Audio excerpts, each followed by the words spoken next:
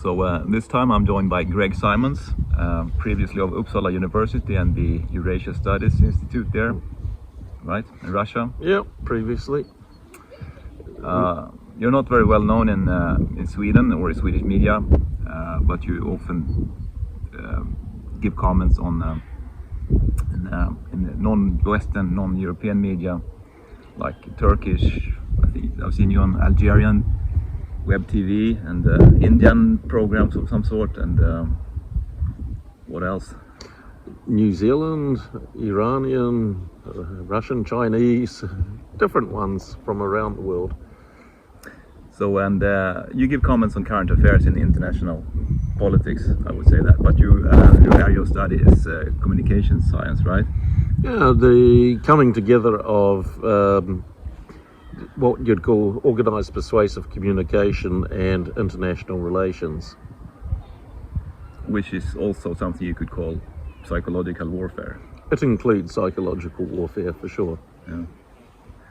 So, speaking of something very controversial, which is absolutely an object of this psychological warfare, 2 weeks ago you were in Moscow. Yes, How yes. come? I was invited by the Russian Civic Chamber to observe the presidential elections, and I took them up on the offer. So yeah, I was taken there. In this case, it was Moscow, different polling stations around the city, where I, together with a very diverse group of people from India, Sri Lanka, Italy, US, Malaysia, Madagascar, and myself. Very interesting. I'm envious. So what did you see at these elections? Well, how an election process should go, more or less.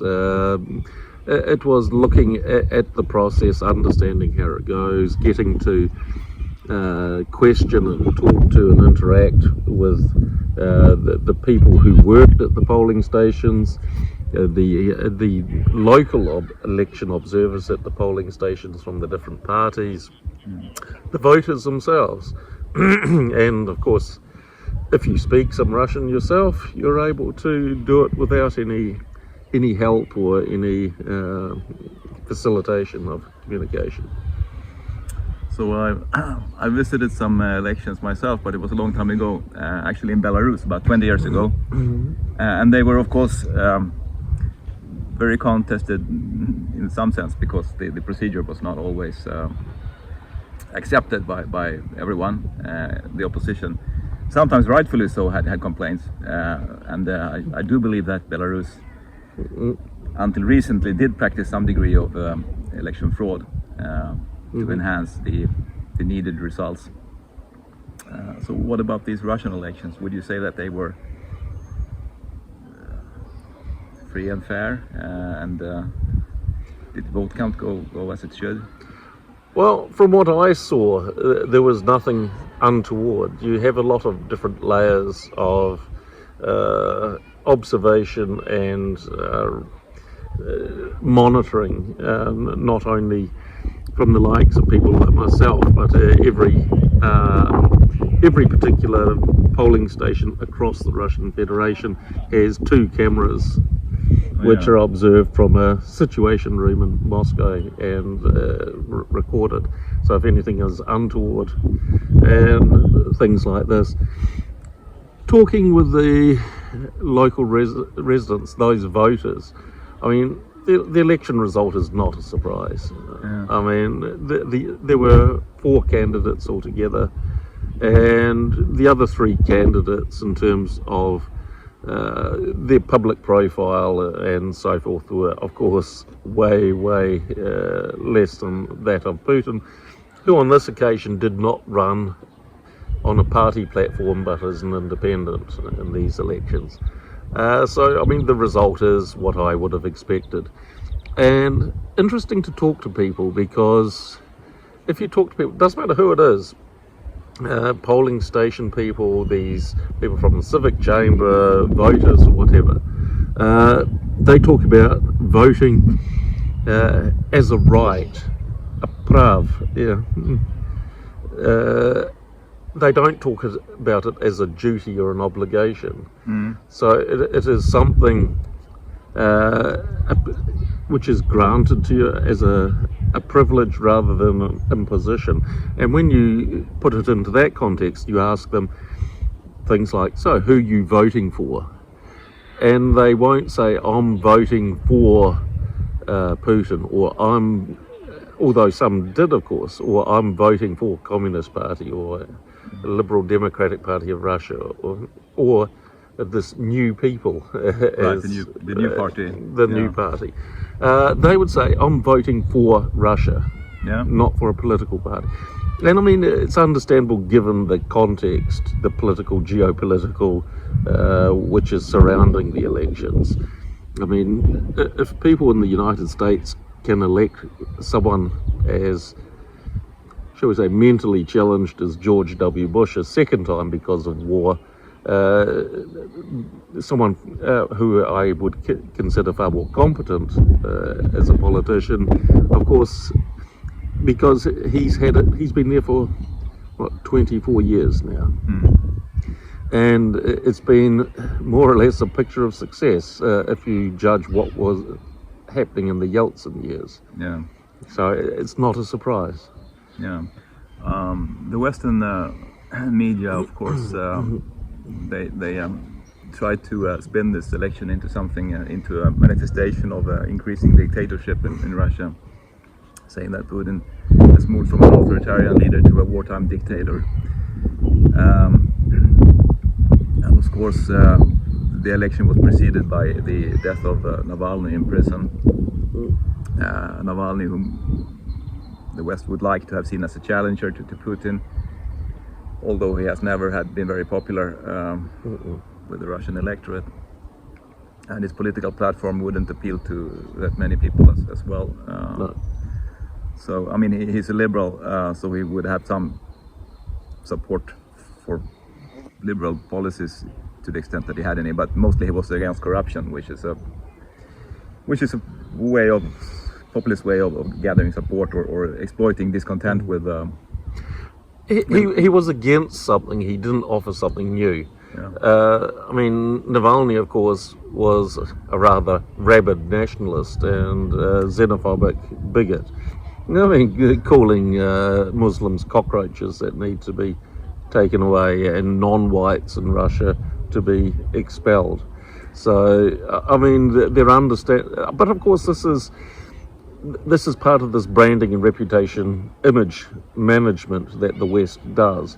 I mean, because people outside of Russia just see this character, this kind of, what they've done to Zelensky, for example, painted this heroic figure who is fighting the odds against a system. And he was not that person.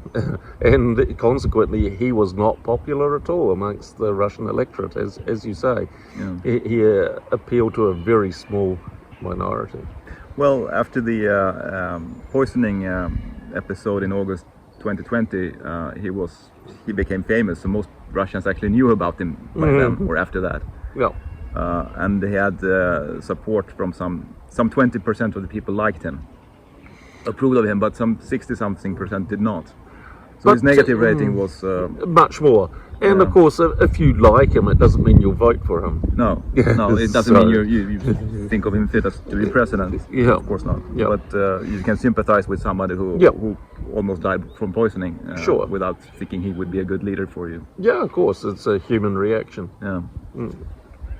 So, but you mentioned the domestic observers, the local observers from the parties, the communists, the liberal, so-called liberal Democrats, and these new people. Were there any complaints that you were made aware of from their side on the election process? I asked them, and the others asked them. We never came across a complaint.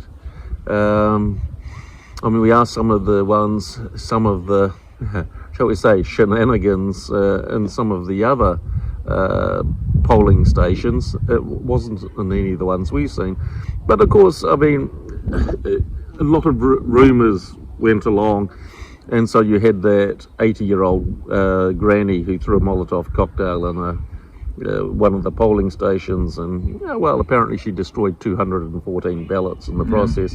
Apparently she was recruited by Ukrainian services. So Budanov and his friends recruited her. Military intelligence chief of Ukraine.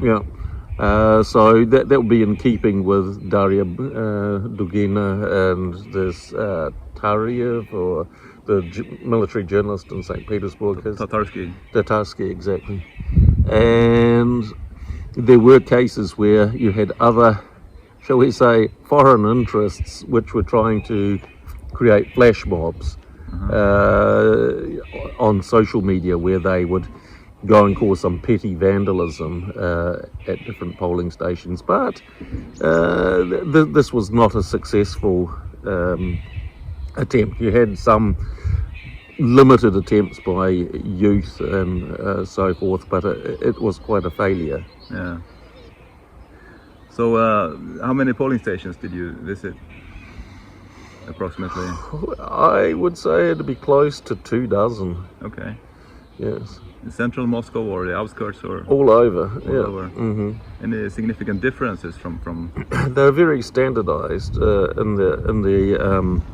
in the layout and so forth. So, I mean, if you've been to one, you more or less know the layout of all the other ones. They might be in slightly different buildings. They're more often than not in schools. Schools were closed on Friday because it was run over Friday, Saturday, Sunday, 3 days. They were public buildings though, but as I say, schools were the main place for holding these. And so I think things are quite predictable. You had a reasonably light but visibly present security presence at each one, but I would not call it overbearing. Yeah, exactly. Not heavily armed or anything like this. They're just batons and making the physical presence. There are some videos of these episodes where people destroy the ballot boxes, where they get wrestled down by two policemen. Or I mean, each polling station had at least 2 or 3 security. These police or these what are the National Guard or the Rosgvardia, the National Guard. So you were also there in the previous election, actually. Famously reported by Dagens Nyheter in the parliamentary elections that time in the fall of 2021, if I'm not mistaken. I think so, yeah. Dagens Nyheter reported it in an article with the aim of discrediting you, committing a so-called character assassination of you, and this was while you were still at Uppsala University. So I imagine this was a step in getting rid of you from established academic institutions in that was already well underway. I mean, I know that people in management of IRIS were actually informing Uppsala, were informing Sapo on me. So you did have these instances as well. What grounds could there have been to inform our security police about you? Improper thinking, I think, in general. So you don't have thought any crimes. Thought crimes, yeah. I'm not aware myself of any illegal or otherwise untoward contacts of yours. I know you have some relationship to a Russian university in the Urals somewhere. Well, lots of universities, yes. But also in Latvia, and yes. And not long ago you visited some university in Bangladesh. Yes. So and I've got worked with people in the US, the UK. You go to conferences in Romania. I've seen that, yeah. Yes, which is not the most Russia-friendly place. And there you seem to be accepted even by anti-Russian academic circles in Romania. Yes, I might give them heart palpitations, but they tolerate, they listen to what I say, even if they don't necessarily agree with it. So they're not as much into cancel culture? No, this is more of a mainstream Western liberal thing rather than Eastern Europe. Who knows, after a while it might spread there too, but in the meantime they don't have the same zealous... They haven't progressed as far as no. Still backward Eastern Europeans. Yes, yes, they're a bit too tolerant, yes. But if you compare with those previous elections and these elections, would you say there was any difference in the way they were conducted, or the atmosphere, or...? The atmosphere on the current one, I would say was much more, if we want to put it, family oriented. You'd get different groups of families coming to the polling station to vote. So, like there was one priest I was speaking to from Orthodox Church and chatting with him, and so coming to vote, yes. He had come with his granddaughter and her husband, and they were all voting together, and it's well, I don't know, as much as one can get. It was a kind of festive kind of atmosphere, in spite of all the nonsense which is happening in the world. It was quite a light-hearted but serious at the same time process of voting, because, as I say, I mean that there was this tendency to say that they were voting for Russia rather than a particular party or a particular person. So I mean, reflected in the mood of the people there. I mean, they weren't looking stressed. They exercised their right, and then they went about their business.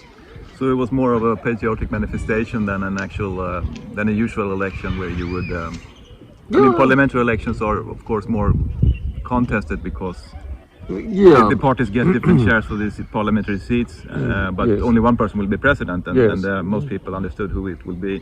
Oh yes, and that was clear even before, which is why you had this Navalny thing, and also there is increasing understanding that what happened in Krasnogorsk was meant to occur before the Russian elections rather than after.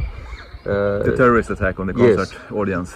Yes, because this Russian musician Shaman was playing at Crocus City Hall, who's very patriotic with his songs, and there are a lot of dignitaries there.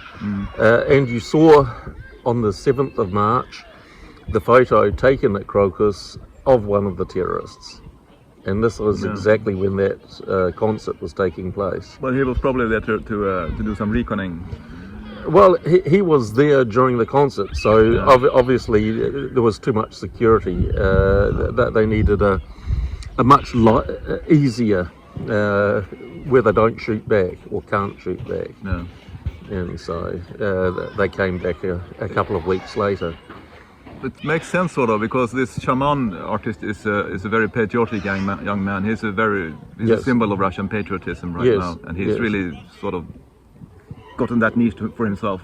Definitely. He sings that he's Russian, and his songs are in support of Russia's special military operation, I would say, and the war in Ukraine. You know, he's a very symbolic target if you wanna hit someone.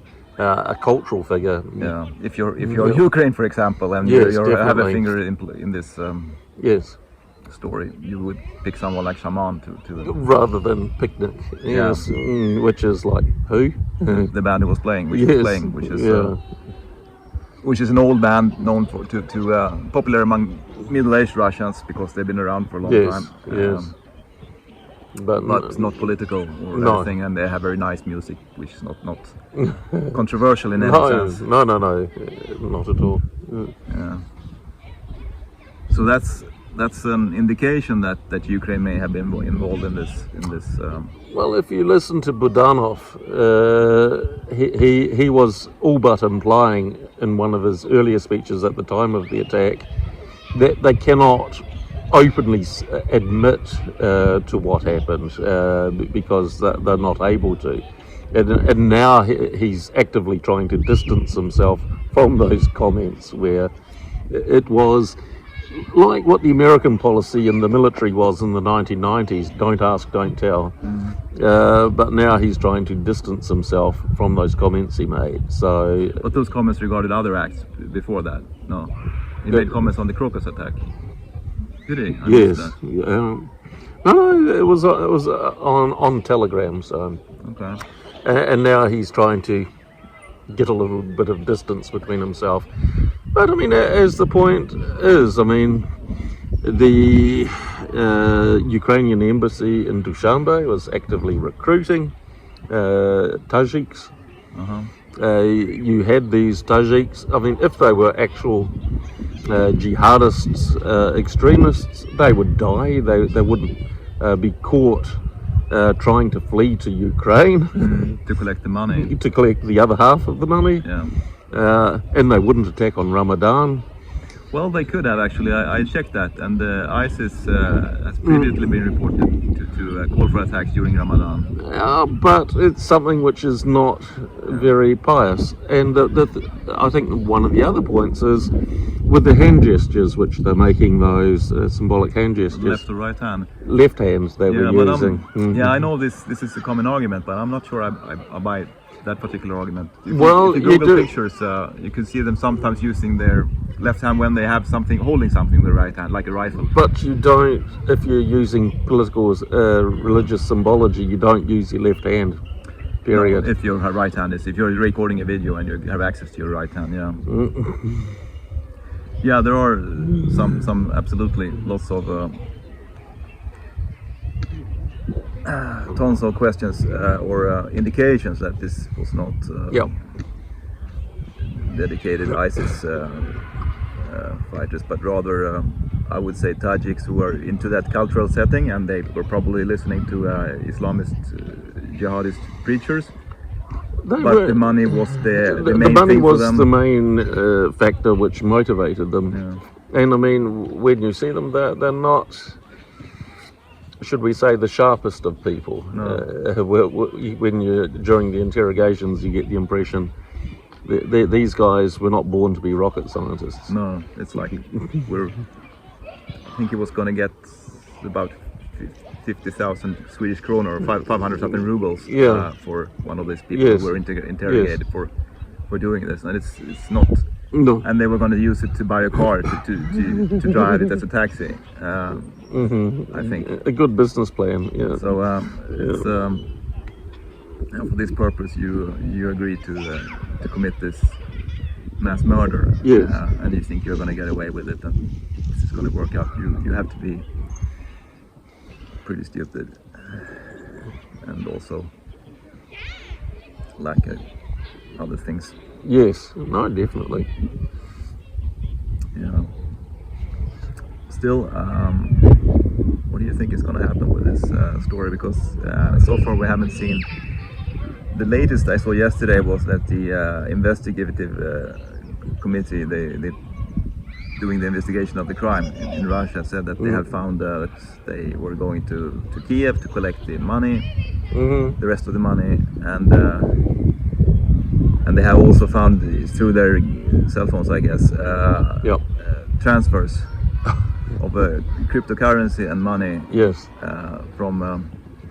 From Ukraine, as I understand it, and they say this proves their links to Ukrainian nationalists, but I'm not sure whether this is a sort of a rhetorical statement or just that the money came from someone in Ukraine. The money probably came from someone in Ukraine. I'm not so sure about the nationalist thing. Yeah. It seems the motivation, as you say, was financial.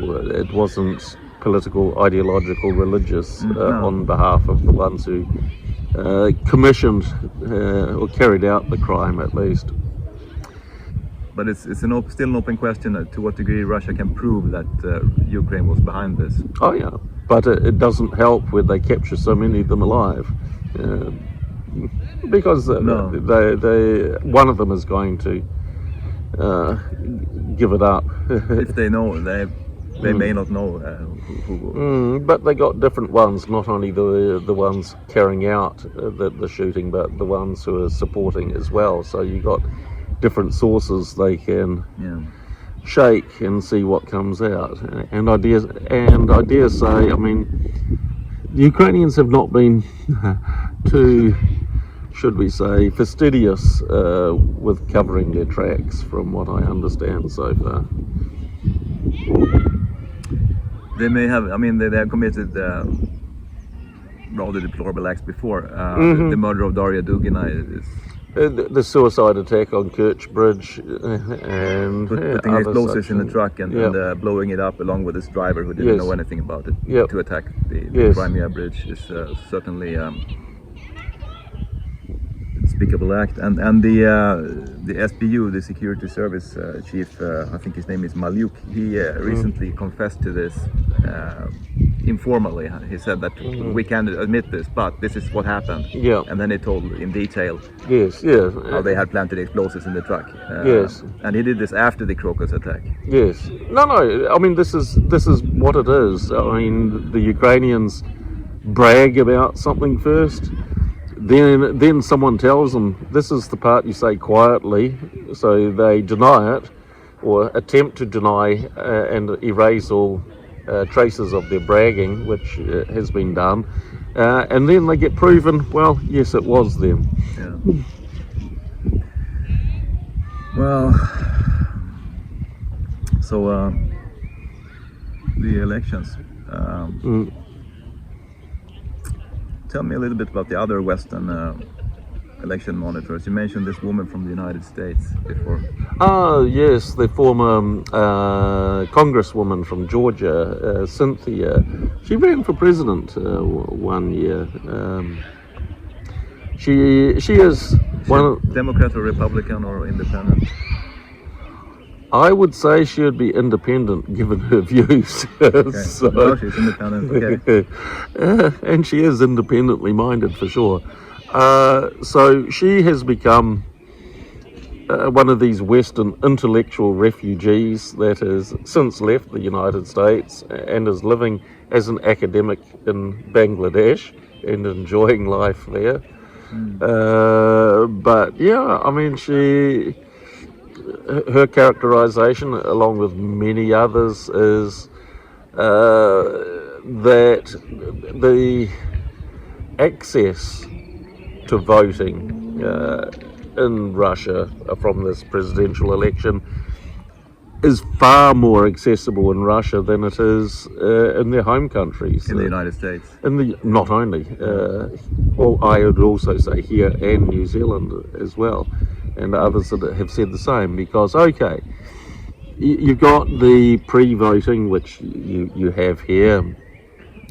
You have the voting on the day with the ballot. You go in, you show your ID, you make your vote, you put it into the box, not another official. You also have electronic voting in the polling station. So if you're in the system, you have the ability to do that there. They have the electronic voting from home if you're in another system, so you could remotely vote, assuming that all the different digital criteria have been fulfilled. If you're an invalid or are unable to leave home for some reason, you'll have officials with a ballot box coming to you, and you can fill in. Yeah, that's different. They had that in Belarus as well. So they'll come to you. They have special polling stations where if you're blind, you can vote by yourself, because it's got braille and it's got things that read out. So, I mean, far more different options in terms of accessibility across different segments of population. And I get that impression. I mean, because this Indian guy, the Sri Lankan, and the Italian, they're all members of national or regional parliament from home, their home country, and they all said the same thing, that is what I've just said now, and that's coming from people inside the system of their countries. Yeah. Of course, many people here in the West will, who only follow mainstream media reporting, will believe that well, all that sounds fine, but it doesn't matter if you don't count the votes the way you should. You mean like the US election in 2020? Well, that's a disputed issue. I don't want to get into that, but still. But do they have proof of it? Of course they don't have proof of it. What there is, as far as I can gather, is there are some of those video cameras that you mentioned and have recorded incidents of the election workers putting ballots, sneaking up to the ballot box and putting it in there. Yeah, but they get caught because of the security system. Yeah, the incidents that are known are when they have gotten caught. But it's pretty hard because you got these different security measures across. I mean, each polling station has a set number of people with voters for each polling station. It's between 3,000 and 5,000. If you get 6,000 votes in one polling station, then something is seriously wrong. So that's one measure. That the cameras are another. There are different security measures. I mean, the voting papers themselves, they got different security measures, much in the same way that you have on banknotes and so forth. Ballot stuffing. I mean, it would be a very risky process for whoever would try it. Yeah, with the cameras and all these different measures. Yeah. Of course, the electronic voting, if you are inclined to distrusting the system, electronic voting sounds like it would be open for manipulation, because you could always mess with the algorithms. If you can program the counting, you can probably make it turn out the way you want. It's hard to observe what's going on in the computer, isn't it? Well, I mean, they have these central situation centers which are monitoring all of these things real time. Yeah. So, I mean, and also, I mean, there is a hotline, or was a hotline, everywhere across the Russian Federation. If you want to make a complaint, you phone in anonymously and say, in polling station XYZ, in this particular district, I observed this, and they will investigate it. And I mean, talk to the guy who was in charge of making those investigations. And he said, first of all, they will go to the camera footage, double check it. They will send people around to question the local officials at the polling station, etc., etc. There was this electronic voting is, however, a new thing, and yes. In this election, as far as I understand, most people actually voted electronically. No, Russians are quite conservative, shall we say. Okay, I got that wrong then. No, because there is this, still, not everyone trusts what you can't touch. Yeah. So, I mean, the majority, I mean, it depends the demographics of the particular polling station. Yeah. If it was in one of these kind of like more upper middle class young people who are far more tech savvy than I'll ever be in my life, then of course you'll get a higher percentage doing this electronic voting. But I mean, no, I mean others, if they don't trust it if you can't touch it. Yeah. So they go with the traditional means of paper ballot. I think it was introduced though in the previous, actually it was introduced in the informal referendum on the constitutional amendments in 2020, and then it was used in the elections that you monitored in 2021. And there was of course some attempts to discredit this system, because still you don't know what's going on with the algorithms or whatever, however they are computed, these results. And there's an organization called Golos, which is anti-system, anti-Putin, and a favorite of the West. And I remember in that previous elections that you went to, they relied on mathematical calculations to sort of prove that the elections had been falsified. That I think the basic argument was that the higher the turnout in one place, the better the result for the United Russia party, the favorite party of the people in power. So this allegedly proved that the results have been falsified, but it really doesn't. No, it does not. I mean, it's like the American in our group. He said the weather plays a huge factor in the United States for voter turnout and election results. Yeah. Democrats don't like bad weather, and they will stay home and not vote. Oh. Republicans are a bit more hardy and a bit more, shall we say, stubborn and more forceful in going to vote. So if you want a Republican win, you pray for bad weather. Okay, interesting. I didn't know that. Makes sense though. Yeah. There you go. Snowflakes melt in the rain. Yeah, I was thinking of that word, but I didn't want to use it. You need someone politically incorrect to use it for you. So, but also in these elections, Golos, which is I think no longer active in Russia the way it was, because with the situation now, it's Russia is tolerating far less non-systemic dissent than it did before. Shall we say foreign-funded dissent? Yeah. Non-systemic and foreign-funded. It's usually the same thing. Hand in hand. Yeah. And I say that as someone who has some insight into these things. But they try to depict these elections as illegitimate, and also but it's really hard because nobody doubts that Putin has this support. 87% is what polls say and what people think is reasonable. And I mean, I looked at the ballot boxes, because you have transparent ballot boxes, and you can, if they don't fold it in half so you can't see, they put it in like that. I mean, I saw very few not voting for Putin. Yeah. I saw one spoiled ballot. You could actually see on many of these ballots who they have. Yep. I mean, you couldn't identify the voter, but you could identify the vote. Yeah. Well,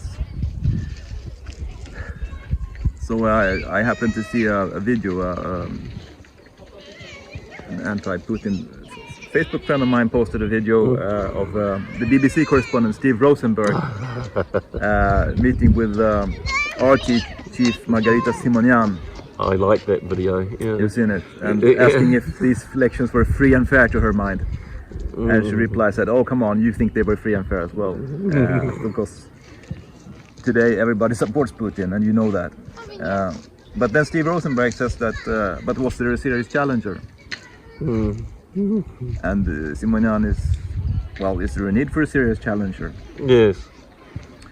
And Steve Rosenberg says, well, why isn't there a need for a serious challenger? So what you have, of course, in Russia is you don't have the situation in Britain or in Sweden where you have opposing political forces of equal size and strength.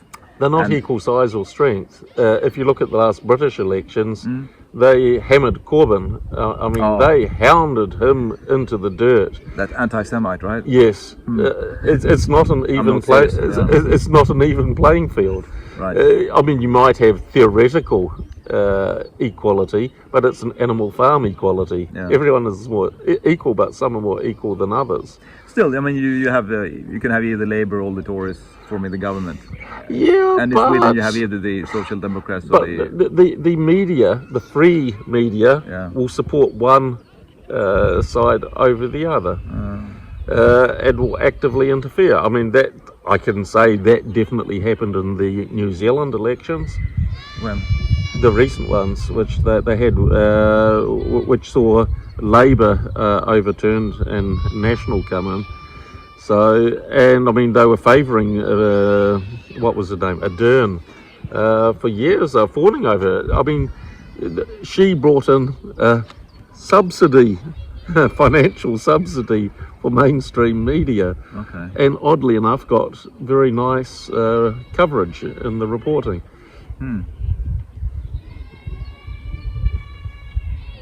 And I mean, just look at the way Trump's treated as opposed to Biden. Well, yes, that's true. I mean, you have these, but still, if you look at Sweden, we have fairly even election results. Yeah, much more so. They're getting quite, tangled up in almost a tie, a draw close to it. Yeah. But I think that's not uncommon, because I think that's a reflection of voter dissatisfaction with mainstream establishment politics. Because there is, I mean, okay, you got social democrats and you got moderates. I mean, what's the policy difference? Well, they try to take the voters from the middle, so they can, move. Yeah, but I mean, substantively, I mean, do they stand for something radically different from each other? Perhaps not radically, but there are some minor differences. But the results are generally the same. Pro NATO, pro EU. I mean, okay, so I mean the migrant issue became too toxic for them, and they had to do something on that because they could no longer pretend it doesn't exist. Yeah, but still, I mean, there is a difference here between Russia and our democracy, if you would call it that. But I feel that at least lately, I mean, with the things we are going on in the world and Sweden's position in the world, that our democracy is supposed to be about strong institutions, and but instead we have very weak leaders. Yes. And it's a threat to our sovereignty. What sovereignty is left? Yes. So this perhaps more in some sense more competitive still political landscape is not helping with sovereignty.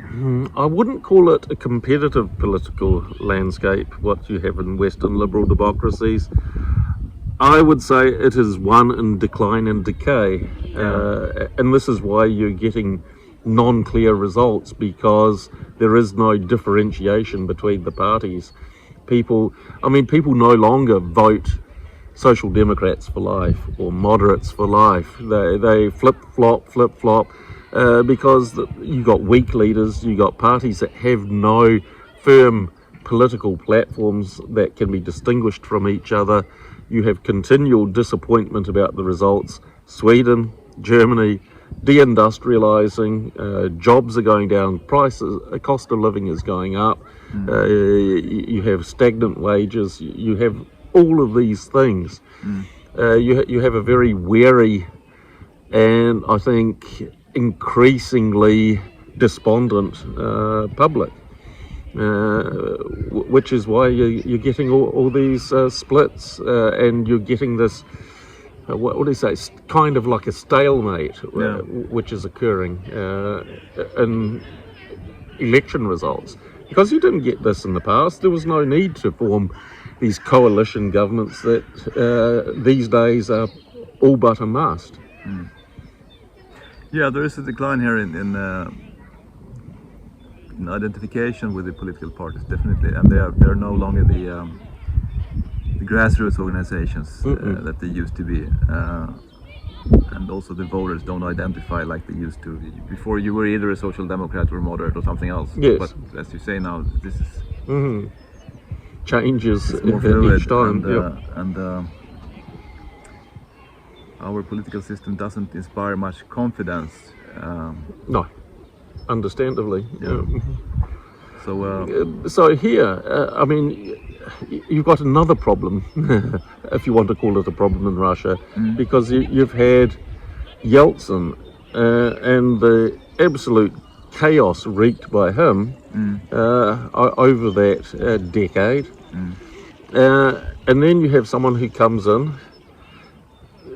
That chaos starts calming down, standard of living goes up, things like this. I mean, if you were a voter, I mean, who would you vote for? I mean, it's not rocket science. If your standard of living goes up, you got to support that person.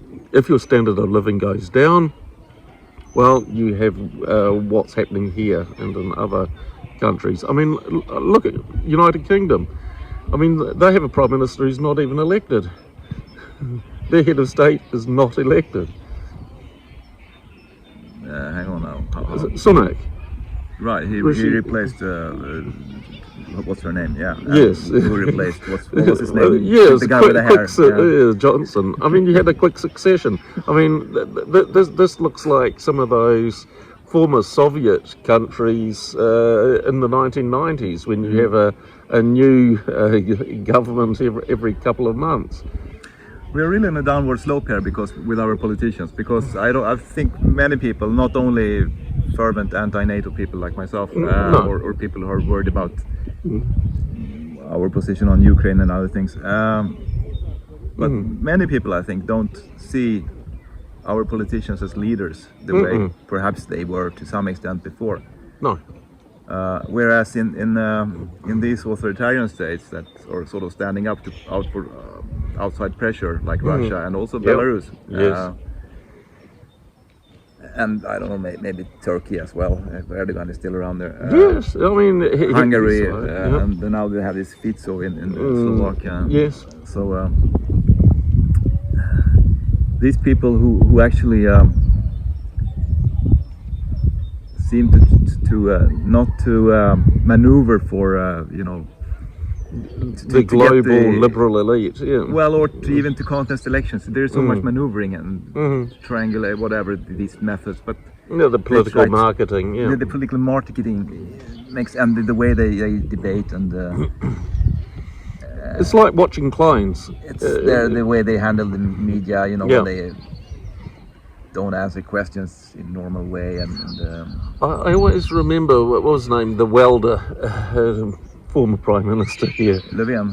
Yeah, well, when he was asked what are you going to do about the crime rate from migrants, blah blah blah, during that televised election debate, and he said more women should enter the workforce. Right. And I mean, for the first time, I actually heard Swedes in the audience openly laughing at him. But I mean, it comes back to that Turkish saying that if a clown enters the palace, it doesn't make him a king; it makes the palace a circus. Yeah. Which I think is the current state of things in this liberal West. Whereas Russia it's not perhaps entirely an envious situation, because they are in a war, people are dying and everything, but still, the way you caught the mode there when you saw the mode of the unity and a moderate unity. I mean, they are not crazy gung-ho nationalists or anything. No, not at all. Yeah. They just want to stand up for their country and their interest in a calm and productive and reasoned way. Yes. Is that a good characterization? Yeah. No. I mean, they want to continue to be subjects and not objects of events and processes. And I mean, he's their best bet. I mean, it's a social contract, and thus far it's been fulfilled, which you cannot say in Sweden or New Zealand or the UK, any of these so-called democracies where the social contract has long died. Of course, this could change in the future. It can. According to the constitutional amendments in 2020, Putin could stay on as president until 2036, at which time he will be well over 80 years old. Going for Biden's age. But of course things can change. But right now Russia is definitely... Well, Russia, in spite of the challenges, is doing much better than most of the collective West. And we are. And that's why you have a people who's supporting their president. If he had failed them, they would have kicked his backside out of there. Even though, I mean, the challenges were not great. I mean, you have three people with a much lower public profile. They don't have the track record, etc., etc. Actually, Slutsky, I actually saw it as speaking at one of the polling. The Liberal Democrat. Just speaking outside one of the polling stations. So he speaks English too, not too badly, which was quite a surprise. But they don't carry that same weight, personal presence, of course. They were mostly in it, I guess, to keep their parties in play. Yes. For other elections. Of course. I mean, how do you challenge Putin while in the middle of a war with a good track record, etc.? I mean, Margaret Thatcher got re-elected. It looked like she was going to lose. I mean, like George W. Bush in 2001. It looked like she was going to lose in 1982. Falklands War, they re-elected her. And so, I mean, you certainly have this rally around the flag effect. Like Bush, as you mentioned, but also, I mean, he does have a good track record, unlike other ones. How many? I mean, the Russian economy, according to the World Bank, I think it was, in terms of purchasing power parity, is now, and GDP is the biggest in Europe. And that's in spite of all these wonder sanctions. And you got the European economies. 5 years ago, the combined GDP of European economies together from the EU were 5% more than the United States economy. It's now 50% less. How many? 50% less. Whoa. Since Ukraine. Is it that big a difference? Yes, now. So we're doing really badly. Yes, not lagom badly. Much. It's appallingly. Well,